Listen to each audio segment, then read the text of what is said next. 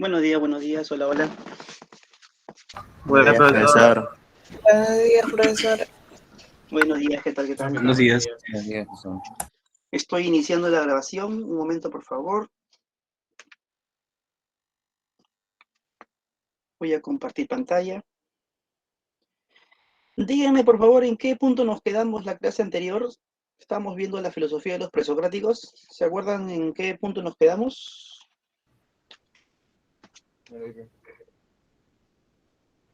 Profesor, hoy día tocaba ya pasamos a la semana 2 y sería filósofos pluralistas. Ahí ya. Espera un momento.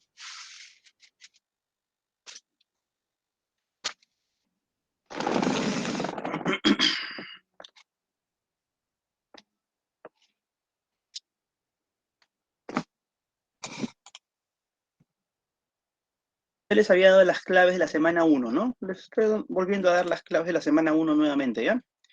Para que ustedes puedan tenerlo ahí presente. A ver, un momento, por favor, vamos a ver.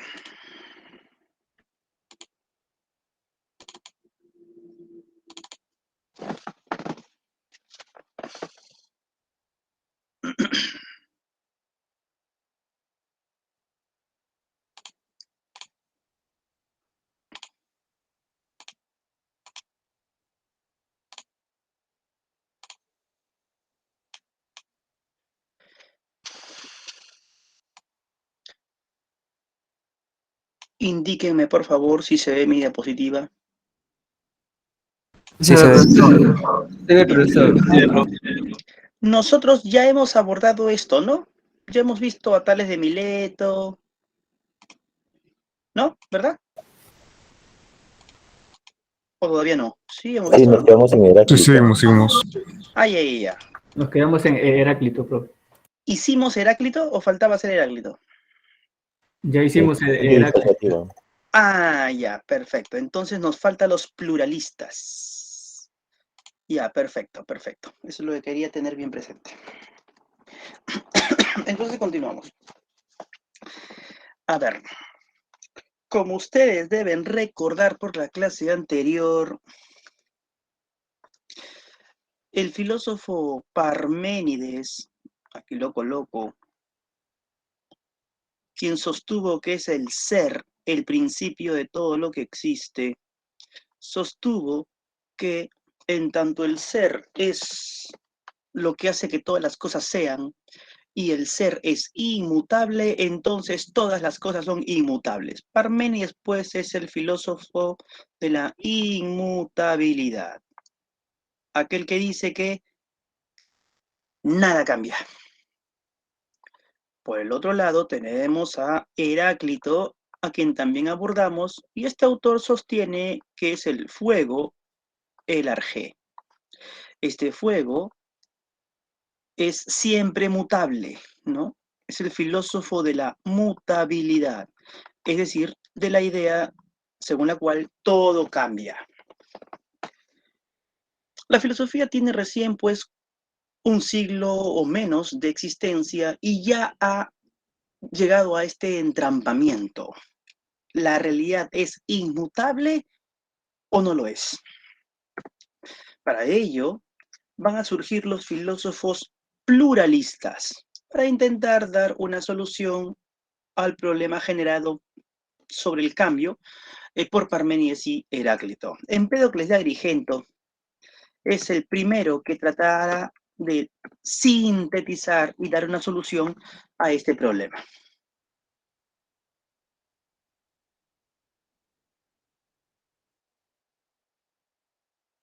Como pluralista que es, Empédocles sostendrá que son 4 los elementos primordiales, 4 los arjé: el fuego, el aire, el agua y la tierra. El fuego siempre es fuego, el aire siempre es aire, el agua siempre es agua y la tierra siempre es tierra. Por lo tanto, Parménides, tienes razón. En la esencia de lo que existe hay inmutabilidad. Los elementos, aire, fuego, agua, tierra, no cambian. Son lo que son, pero sí se combinan. se combinan en mayor o menor medida por las fuerzas del amor y del odio. Las fuerzas de la naturaleza no son sentimientos humanos, son fuerzas de la naturaleza que consiste en unir los elementos, y eso le toca a la fuerza del amor, o separar los elementos, y eso le toca a la fuerza del odio. Así, cuando tú ves que una planta está creciendo, que un niño está desarrollándose, está actuando la fuerza del amor sobre los 4 elementos que formarían a esos seres. Cuando percibimos que una planta se marchita, que algo se quiebra o se rompe, que una persona envejece o muere, estaría actuando la fuerza cósmica del odio sobre los 4 elementos que forman a estos seres. Por lo tanto, el cambio, el movimiento, la diversidad existe. Así que Heráclito también tenías razón. Así es como Empédocles concilia las posiciones tanto de Parménides y de Heráclito, sosteniendo que el arjé tiene que ser plural y que estos son sometidos a 2 fuerzas, la del amor y la del odio, la del amor que une y la del odio que separa.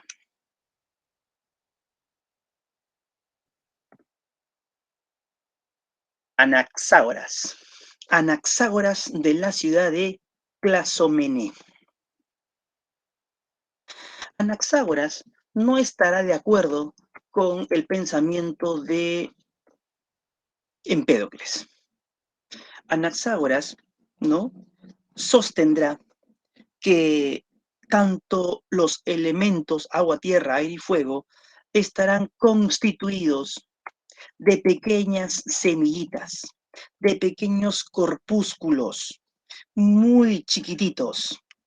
Y estos pequeños corpúsculos serán el arjé, el principio de todas las cosas. Él le llamará semillas primordiales. En griego, a estos pequeños corpúsculos se les conoce como spermata, ¿no? Y estas spermata son infinitos en número, invisibles al ojo humano, son muy pequeñitos, son eternos, no han tenido comienzo ni tendrán final. Cada una de estas spermata posee las cualidades de todo cuanto existe. Por eso es que 2 siglos después, Aristóteles las llamará homeomerías, a estas spermata que formuló Anaxágoras. Y además, son divisibles hasta el infinito. Todas las cosas que existen estarían constituidas por estas pequeñas semillas, por estos pequeños corpúsculos.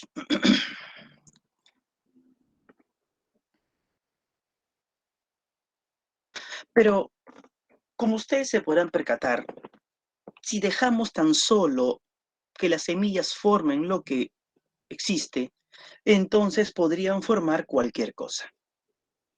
Podrían formar elefantes con trompa, como efectivamente los forman, pero también podrían formar elefantes con raíces, y eso no vemos.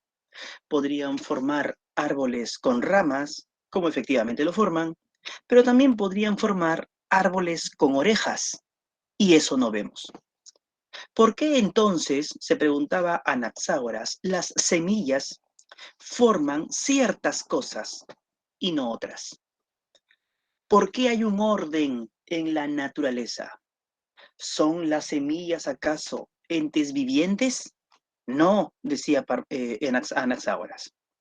Bueno, para poder entender por qué existe el orden en la naturaleza, Anaxágoras formula la tesis del nous.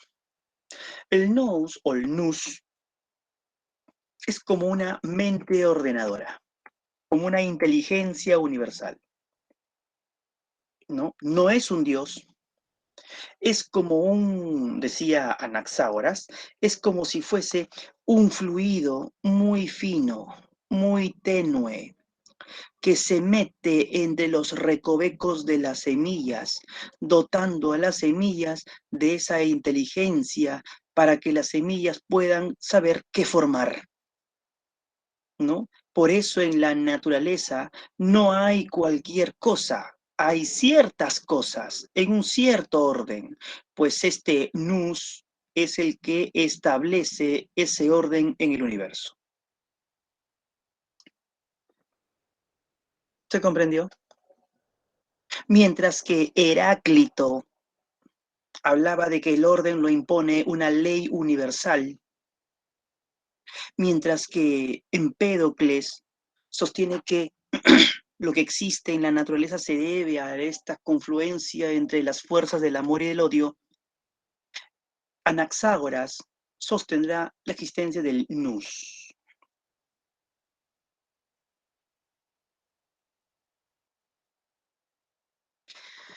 Y finalmente, Demócrito de Abdera. Este autor estará en una posición crítica respecto de la tesis de Anaxágoras.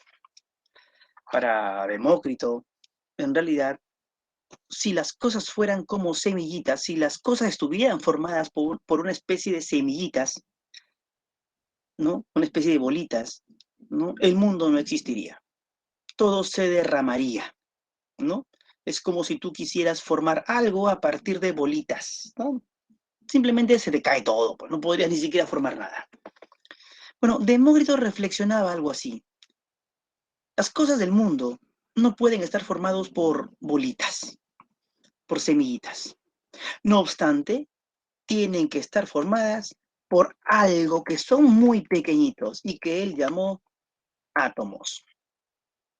La palabra átomo proviene de las voces griegas a, que hace referencia a exclusión, y tomos, que significa partes. Por lo tanto, átomos etimológicamente significa aquello, aquello que no tiene parte, aquello que no se puede partir. Demócrito sostiene que los átomos son pequeños corpúsculos que tienen distintas formas, distintos tamaños. Y tienen que ser así, pensaba Demócrito, porque es la única manera para que los átomos se puedan enganchar, se puedan ensamblar. Y de ese modo, sí es posible comprender la existencia de las cosas del mundo. Si los átomos no fueran así, si fueran como bolitas más bien, no podrían ensamblarse y simplemente no podría haber nada. Además, estos átomos son infinitos en número. Son duros, macizos, impenetrables, eternos. Además, son invisibles al ojo humano, no se pueden ver. Son indivisibles, no se pueden partir. Ahora bien, si la realidad estuviera formada por átomos y solo por átomos, entonces el mundo estaría lleno. Y si el mundo estaría lleno, entonces no podría haber movimiento, no podría haber cambio. Pero cambio hay, movimiento hay. Por lo tanto, aparte de los átomos, tiene que existir el vacío, ¿no? El vacío permite que los átomos puedan moverse entre sí para poder formar todo lo que existe. Esta tesis, como ustedes se podrán percatar, es netamente materialista.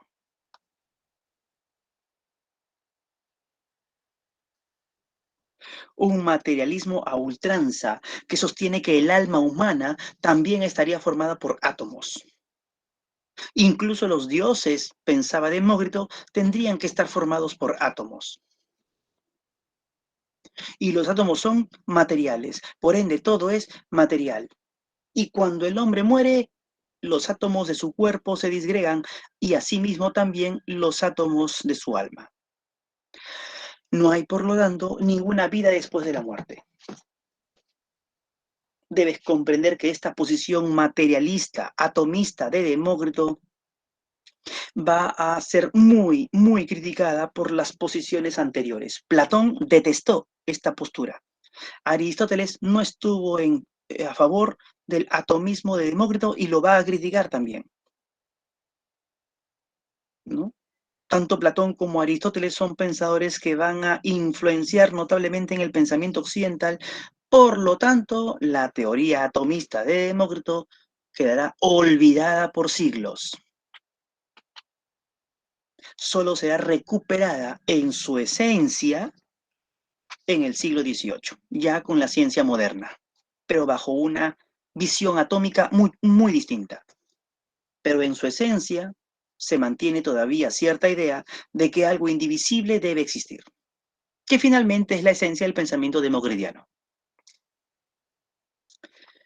Bien, jóvenes, entonces, hasta aquí, ¿no? A partir de lo aprendido por los presocráticos, ¿alguna pregunta?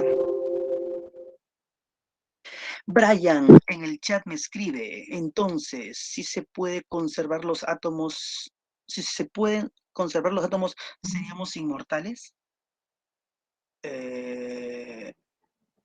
No entiendo muy bien la pregunta, Brian. Entonces, si se puede conservar los átomos, ¿serían inmortales? ¿Cómo conservar los átomos? Esa parte no entiendo.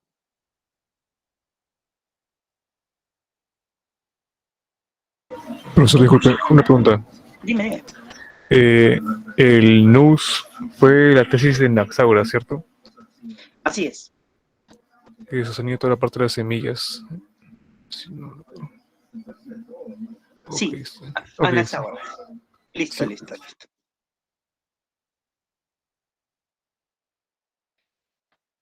Bien, entonces, como ustedes se podrán percatar, pues, ¿no? Ya, Bruno me dice, porque los átomos son eternos. Sí, los átomos son eternos, es verdad. Pero lo que los átomos forman, no lo son, ¿no? Los átomos forman este vaso, por ejemplo. Demócrito te diría esto, ¿no? Los átomos forman este vaso, ¿no? Los átomos de este vaso son eternos, sí, pero el vaso en sí mismo no, ¿no? Porque este vaso, así como está, antes no existía, ¿no? Sus átomos estaban formando otra cosa, así como los átomos de este vaso en el futuro formarán otra cosa.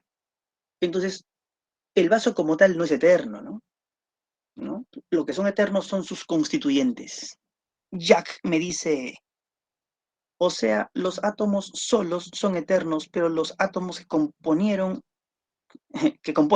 un objeto no es eterno. No. Los objetos no son eternos, ¿no? Claro, es una cuestión de sentido común, ¿no? O sea, pregúntate, ¿este vaso es eterno? No, antes no existía, ahora existe, pero antes no existirá, y después dejará de existir. Pero la materia con la que está hecha este vaso, y no hablo del plástico, hablo de los átomos de este vaso, ¿no? Estos átomos no existieron a partir de que existe este vaso. Estos átomos ya estaban en la naturaleza mucho antes que este vaso. Desde la perspectiva de Demócrito, esos átomos eran eternos, ¿no? Que en un momento formaron este vaso, que después pasarán a formar otra cosa, y después otra cosa, y después otra cosa. Son los átomos los que se mantienen. Pero los objetos, ¿no? Formados por los átomos, no. Porque los objetos van cambiando. Jeffrey me dice... Ángel, perdón. Ángel Josué, primero. Uy, te fuiste para arriba un ratito. ¿Dónde estás? Ya te fuiste para arriba, Ángel. Vamos a ver, ¿dónde estás, Ángel? Los átomos son eternos, pero el objeto que está compuesto de ellos no es eterno. Así es, así es, así es. Jeffrey, ahora, profesor, ¿entonces el universo no es eterno? No, sí. Si se entiende como Demócrito que el universo es la totalidad de los átomos, entonces sí es eterno, ¿no? Profesor, una pregunta. Entendiendo al universo como la totalidad de los átomos. Dime. O sea, para Demócrito, los átomos que me componen, más adelante van a componer a otra persona o otro objeto. Otra persona, otra cosa, otro objeto. Así es. Así es. Entonces tú como tú dejarás de existir, yo como yo dejaré de existir, pero nuestros átomos sí, pues son eternos, no hay tan, siempre. Así es. Anthony dice, la energía no se crea ni se destruye, solo se transforma. Mira, yo me imagino que Demócrito estaría algo de acuerdo con eso. ¿Sí? ¿Sí? Profe, pero ¿dónde la energía es la materia? Bueno, al margen de que sea la energía de la materia, es verdad, es verdad. Demócrito estaría de acuerdo. Estaría de acuerdo. Porque para para Demócrito, ¿no? Los átomos son materiales, recuerden. Así es, así es, así es. Gabriela dice, solo se transforma, pero nunca dejará de existir. Así es, Gabriela. No la energía. Tiene razón, así es. Ronaldinho dice, se transforma en otra cosa. Ajá. Bruno, Demócrito apoya a Heráclito porque hay movimiento. Sí, sí, pero también apoya a Parménides al decir que los átomos son inmutables, porque claro, cada átomo es el que es, ¿no? Cada átomo es el que es, ¿no? Por eso, en ese sentido, Demócrito también estaría de acuerdo con Parménides, ¿no? Recuerda que Parménides dice, la esencia de todo es inmutable, ¿no? Solamente que para Parménides la esencia es el ser, mientras que para Demócrito son los átomos, y los átomos son inmutables, cada uno de ellos es el que es, no cambia, pero se combinan, se unen, y al unirse, debido a que existe el vacío permite que los átomos se puedan mover, ahí generan el cambio, ¿no? Entonces también estaría de acuerdo con Heráclito. Recuerda que Demócrito es un pluralista, y los pluralistas básicamente lo que quieren es conciliar a Parménides y Heráclito. Ese es básicamente su fin, ¿no? Bien. Pasamos ahora al periodo antropológico. Deben entender pues, que con tantos autores, uno que dice que es el agua, el otro que dice que es el aire, el otro que dice que es el número, el otro que dice que es el fuego, el otro que dice que son las semillas, etc., ya la problemática en torno al Arjé se había agotado. Cuando la filosofía llega a Atenas por primera vez en el siglo V a.C., los filósofos intentan reflexionar sobre otras cosas. Ya no sobre la propia naturaleza, sino sobre el hombre. Por eso empiezan a reflexionar sobre el conocimiento, sobre religión, sobre moral, sobre política, sobre lenguaje, entre otros, ¿no? Entre otros. ¿Quiénes son los pensadores que reflexionan sobre asuntos humanos? Los sofistas y Sócrates.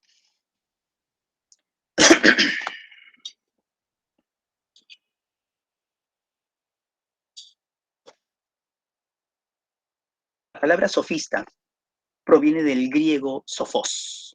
Sophos significa el que sabe, el sabio, pues los sofistas eran reconocidos como maestros itinerantes, como maestros viajeros, que habían conocido e investigado y leído muchas cosas, ¿no? Y llegaron a la conclusión de que no hay verdades absolutas.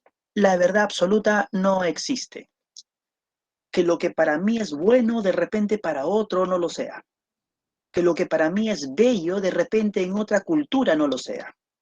Que para si mi cultura algo es justo, de repente para otra cultura y en otro tiempo no lo sea. Por lo tanto, es imposible definir de manera universal y absoluta lo que es la justicia. Es imposible definir de manera universal y absoluta lo que es la belleza, y así con otros conceptos. No hay, pues, verdades absolutas. A esa conclusión llegan los sofistas luego de haber viajado e investigado y observado mucho. Justamente porque no existe la verdad sobre algo, es que tampoco existe la mentira, pues, ¿no? tampoco existe la mentira. La mentira existe en virtud de que existe la verdad. Así que a los sofistas no se les puede acusar de mentirosos, como también la tradición en algún momento ha tratado. Los sofistas simplemente dicen no hay verdad, y por ende tampoco no habría mentira.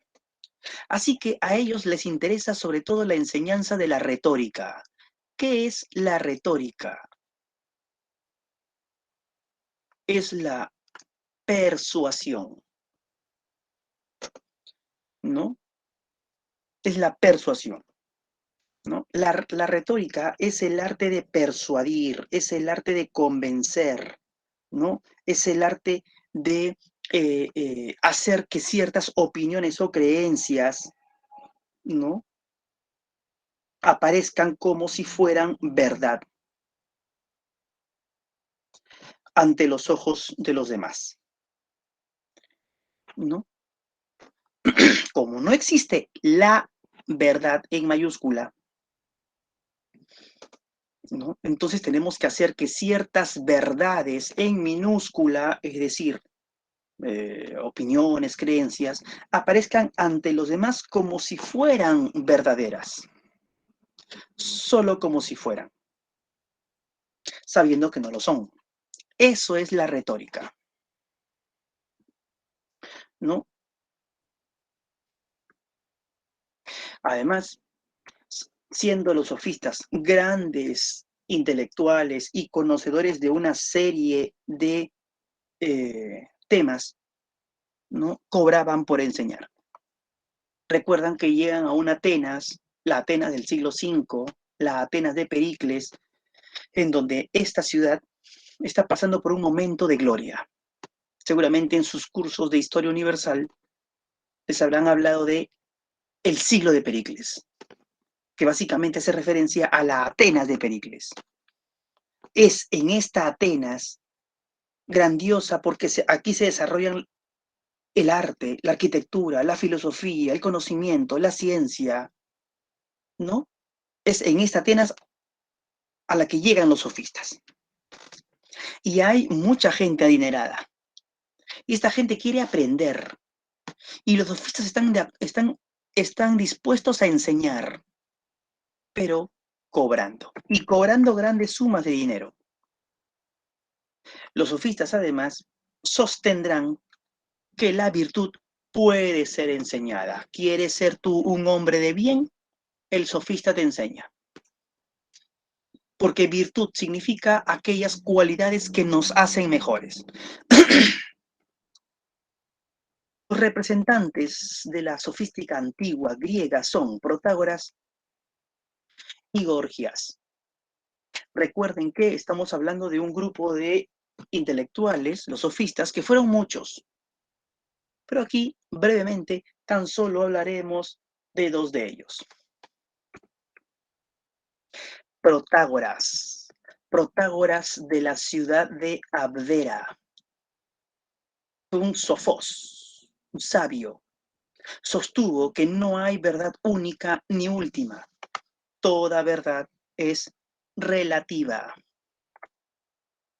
Las culturas son distintas y los hombres que se forman en esa cultura también son distintos.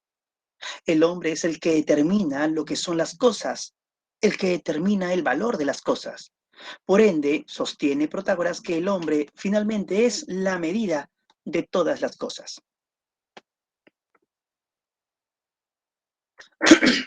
Protágoras desarrolla el método de la antilogía.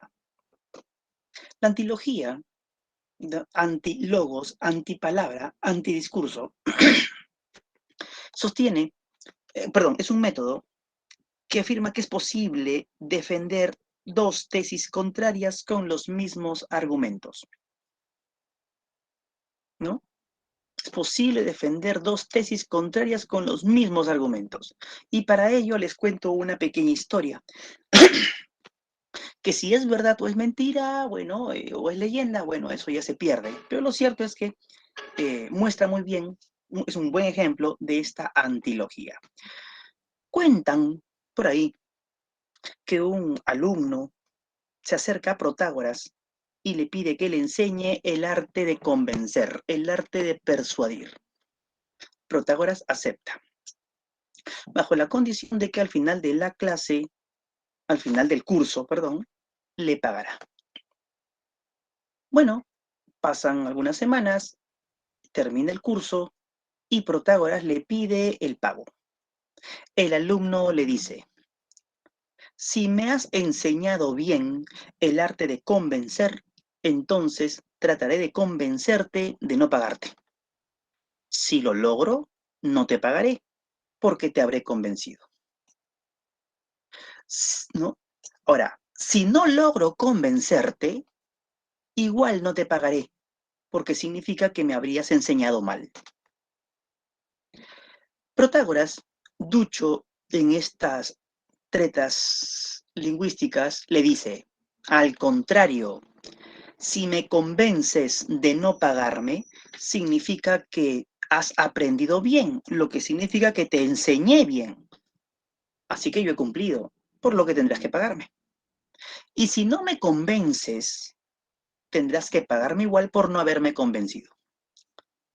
Como ustedes se podrán percatar, dos tesis contrarias. ¿Le paga? No le paga. Defendidas prácticamente con los mismos argumentos. Lo que Protágoras simplemente hizo fue voltear la tortilla, como se dice, ¿no? Cambiar la posición, pero los argumentos son los mismos.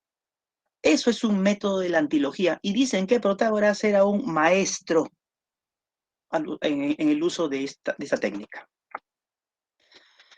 Enseñó Protágoras a hacer fuertes las ideas débiles y débiles las ideas fuertes. Además, defendió el escepticismo y el agnosticismo.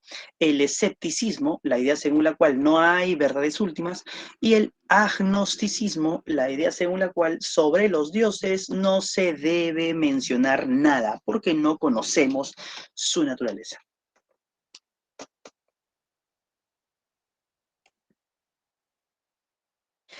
Gorgias. Gorgias de Leontinos, representante del nihilismo ontológico y del nihilismo gnoseológico. ¿Qué significan estas palabras medias raras? La palabra nihil en latín significa nada. Y la palabra ontología, ya ustedes saben que hace referencia al ser. Y el ser es lo que existe, a la existencia, ¿no? Gnoseología hace referencia al conocimiento. Eso ya lo hemos visto en la primera clase. ¿Qué significa entonces nihilismo ontológico? Significa que nada existe. ¿Y qué significa nihilismo gnoseológico? Significa que nada se puede conocer.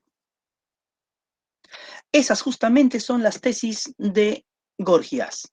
Nada existe, y si existiese no podría ser conocido, y si fuese conocido no podría ser comunicado. Vemos la primera, en la que nos vamos a enfocar. Nada existe. Porque si algo existiese, dice Gorgias, tendría que ser o ilimitado o limitado. Pero si fuese ilimitado, entonces no tendría límites. Y si no tiene límites, no podría estar en nada. Pero todas las cosas están en algo. Por lo tanto, lo que no está en nada no puede existir.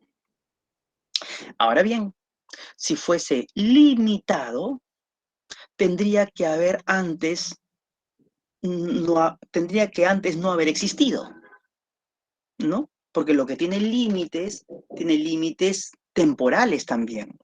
Podríamos decir que hoy existe, antes no existía y en el futuro dejará de existir. Pero si antes no existía, entonces era la pura nada.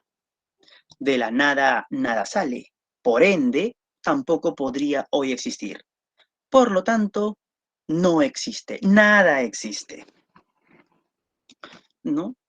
Esta tesis de Gorgias de Leontinos, ¿no?, supuso una crítica a la tesis de Parménides que afirmaba que el ser existe. Gorgias intentará demostrar que ni siquiera el ser existe. ¿Se comprendió? O sea, ni siquiera el ser existe. Profesor, Dime. entonces él supuestamente él tampoco no existía. Claro, lo que pasa es que, cuidado con confundir las cosas. Gorgias lo que intenta aquí es demostrar que la tesis de Parménides es un absurdo. Eso es lo que intenta hacer Gorgias. Gorgias dice que el ser es lo único que existe. Yo demuestro que ni siquiera el ser existe, ¿no? Entonces es una crítica a Parménides, ¿no? Nada más, ¿no? Ahora, que él haya pensado que nada existe y que ni siquiera él existe es otra cosa ya que no se sabe, no se sabrá nunca, porque de Gorgias no hay pues mayores textos, ¿no? Solamente estas 3 frases son las que nos ha llegado de otros que hablaron de Gorgias, porque sus textos, hay un texto de Gorgias que se llama Sobre el no ser, ¿no?, que dicen que escribió, ¿no?, pero que no nos ha llegado, ¿no?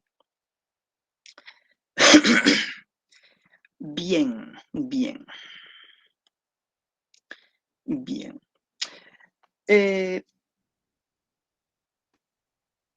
La otra tesis, y si algo existiese no podría ser conocido, Gorgias intentaba demostrarlo del siguiente modo, ¿no? Si el ser y el pensamiento es lo mismo, como decía Parménides, ¿no?, entonces no habría el error, no existiría el error. Pero el error existe. Por lo tanto, pensamiento y ser no son lo mismo. Cuando uno piensa algo, conoce ese algo. Pero si estamos diciendo que pensamiento y ser no son lo mismo porque existe el error, entonces nada podría ser conocido.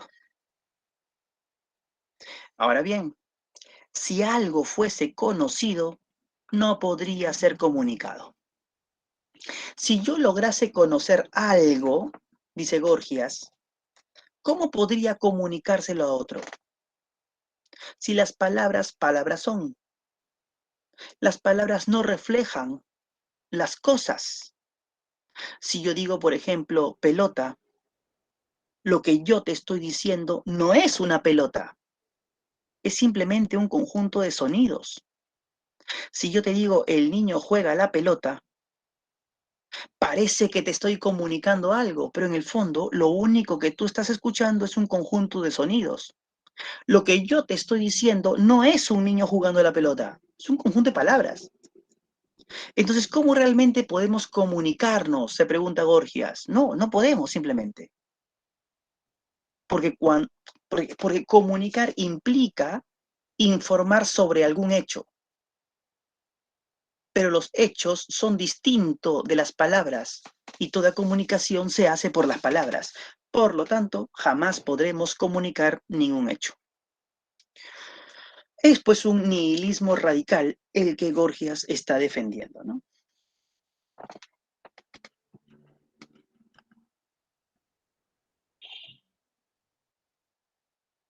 Y finalmente, Sócrates. Sócrates se opone a los sofistas en muchos puntos. Mientras que los sofistas fueron sofos, Sócrates se considera un filósofos, es decir, no se considera sabio, sino alguien que quiere ser sabio, que busca la sabiduría. A diferencia de los sofistas, que en su mayoría no eran de Atenas, Sócrates sí nació en Atenas. Y, a diferencia de los sofistas, que fueron grandes viajeros, Sócrates solo salió de Atenas, según se cuenta, una sola vez y cuando joven, y por motivo de guerra. Es decir, Sócrates amaba su ciudad, Atenas. No le interesó nunca conocer otras ciudades. No le interesó viajar y conocer otros lugares. Por eso prácticamente se convirtió en una especie de ortodoxo en la defensa de la moral ateniense. Y como los sofistas eran grandes viajeros, entonces debes comprender pues que se confrontaban en distintos puntos. Uno de los puntos de confrontación era la defensa que los sofistas hacían de la retórica. Como habíamos visto hace un momento, la retórica es el arte de persuadir, de convencer. Pero Sócrates decía que la retórica no sirve. Para aquel que considera que la verdad sí existe, la retórica no le es útil. Porque la verdad no necesita de ser persuadida. La verdad no necesita de ser convencida. La verdad simplemente se presenta como verdad. Punto. ¿No? A la retórica pues no le interesa buscar la verdad, decía Sócrates. En cambio a mí, eso dice Sócrates, sí me interesa la verdad, porque yo considero que la verdad existe, a diferencia de los sofistas que decían que no existe.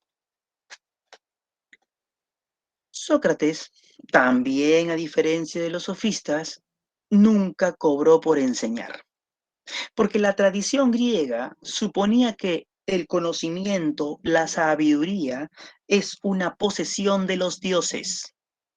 Y cuando alguna persona ostentaba cierta sabiduría, se pensaba entonces que esa persona había sido tocado por los dioses. Y si esa persona enseña, entonces debe enseñar sin cobrar, porque finalmente la sabiduría es una posesión de los dioses. Pero los sofistas, recuerda, ellos cobraban por enseñar. Eso era visto como una especie de herejía, totalmente inmoral, que estés comercializando con la posesión que los dioses te han dado. Pero esa era una creencia griega. Recuerda que los sofistas viajaron por muchos otros lugares y en otros lugares no había esa creencia. Y los sofistas se convencieron de que el conocimiento que poseen se debe a años de estudio, a años de investigación, a años de viaje. No es un simple regalo de los dioses, pues. Es el esfuerzo humano. Y claro, si yo me he esforzado por aprender, si alguien quiere aprender de mí sin mayor esfuerzo, entonces cobro. Eso es lo que pensaban los sofistas. Bueno, Sócrates, les acabo de indicar, era un defensor de la tradición ateniense, así que Sócrates, él veía pésimo que los sofistas cobren por enseñar. Además, él decía que solo sé que nada sé. Yo no sé nada. Busco saber. Así que como no sé nada, tampoco tengo nada que enseñarte, ¿no? Más o menos es la idea que tenía Sócrates. Yo no sé cuál es la verdad, pero esta tiene que estar en el alma de todos los hombres, decía Sócrates. ¿No? El juez que imparte justicia tiene que saber lo que es la justicia. El juez, el artista que hace cosas bellas, tiene que saber lo que es la belleza. Entonces, Sócrates, que quiere saber qué es la belleza, que quiere saber qué es la justicia, se acerca a estas personas y conversa con ellas para conocer. Finalmente, los sofistas decían que que se puede enseñar la virtud. Sócrates decía que nadie puede enseñar la virtud. O sea, nadie te puede enseñar a ser una persona buena. Eso lo vas a lograr tú con una autorreflexión. El método que Sócrates va a desarrollar es el que se conoce como el método del diálogo, que consiste en extraer la verdad que se halla en el alma de todos los hombres. Y este método consiste en dos momentos, en la ironía y en la mayéutica. La ironía es el momento en el que el interlocutor de Sócrates reconoce, tras un extenso diálogo, que no sabe lo que creía saber. Y la mayéutica es el momento en el que el interlocutor de Sócrates, ¿no? Logra saber a partir de un autoexamen del alma. La mayéutica es como un proceso de parto, ¿no? Así como la madre de Sócrates según Sócrates contaba, era partera, es decir, ayuda a sacar al niño del vientre de la madre, ¿no? Lo mismo, dice Sócrates, hace, ayuda a sacar el conocimiento del alma de los hombres. Solo ayuda, no enseña, ¿no? Porque el conocimiento está en todos, en todas las almas. Pero conocer, ¿para qué? ¿De qué me sirve saber lo justo si no actúo justamente? ¿De qué me sirve saber lo bueno si no actúo de manera bondadosa? He ahí la parte ética del pensamiento socrático. Pues solo hay un bien, que es el conocimiento, y solo hay un mal, que es la ignorancia, decía Sócrates, ¿no? Lo único que nos puede hacer personas de bien es el conocimiento, la autorreflexión, ¿no? Y lo único que nos puede hacer personas de mal es el no buscar el conocimiento, el dejarnos persuadir por las creencias que tenemos o por las que nos han enseñado, ¿no? No habría hombre malo en ese sentido. Habría hombres que simplemente no se dan el tiempo para reflexionar. Tomarnos el tiempo, de repente unos 10 minutos al día, al final del día, antes de dormir, para reflexionar y pensar en lo que hicimos en el día. Si lo que hicimos estuvo bien, estuvo mal, si es necesario volverlo a hacer o no hacerlo nunca más. Pensar, reflexionar en nuestras acciones y en nuestros pensamientos. Solo así podremos ser personas de bien, autoeducándonos, autoevaluándonos. Por eso Sócrates decía, nadie te puede enseñar a ser una persona de bien, nadie, eso lo vas a lograr tú, toda vez que estés dispuesto a autoevaluarte, pues, a autocriticarte, a autoexaminarte. Pero, como ustedes se podrán percatar, la gran mayoría de personas no hace eso. Hace las cosas que hace, piensa las cosas que piensa, dice las cosas que dice y al final se va a dormir y al día siguiente vuelve a hacer lo mismo, ¿no? Entonces, si queremos ser personas de bien, tenemos que autoevaluarnos, como una autoevaluación del alma, diría Sócrates, ¿no? El conocimiento de la virtud, vale decir del bien, hará hombres buenos. Bien, jóvenes, bien. Entonces, esto es, pues, el pensamiento socrático, ¿no? Y lo que atañe a este periodo de la filosofía, ¿no? Este periodo antropológico. Hasta aquí. ¿Alguna pregunta? Algo que no se haya comprendido. Estoy mirando el chat aquí un momento, ¿no? A ver, por aquí me dice, somos el sueño de un hombre, ¿no? Aquí, ¿qué? Gabriela me dice, ¿no? Somos el sueño de un hombre sin piernas que en coma, personajes secundarios. Ya, no entendí. Ronaldinho, dice Fabricio. Dime, Profesor, dime. Gia o Gorgias era un crítico de Parménides. Sí.